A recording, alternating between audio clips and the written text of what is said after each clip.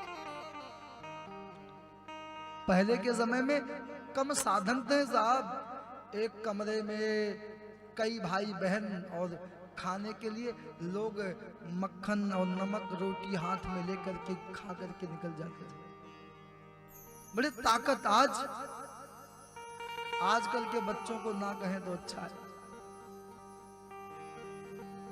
पहले बच्चों को पैसा, देखिए समय बदला, बच्चे पैसे पाके चुप हो जाते थे। आज पैसा नहीं, आज मोबाइल चाहिए, तब बच्चे चुप होंगे।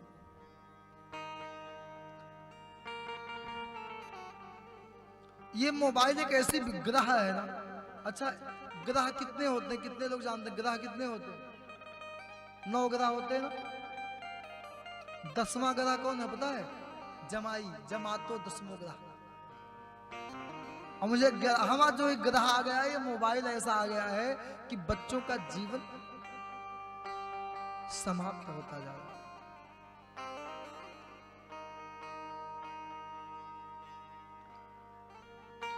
इन्होंने तपस्या करके ब्रह्मा जी को प्रसन्न किया। ब्रह्मा 1000 वर्ष तक तपस्या किया। ब्रह्मा जी ने कहा बेटा क्या चाहे? कहा मेरे पितरों का उद्धार के लिए गंगा जी दे दो। ठीक है, आइए गंगा जी की बात आइए 2 शब्दों में गा ही ले।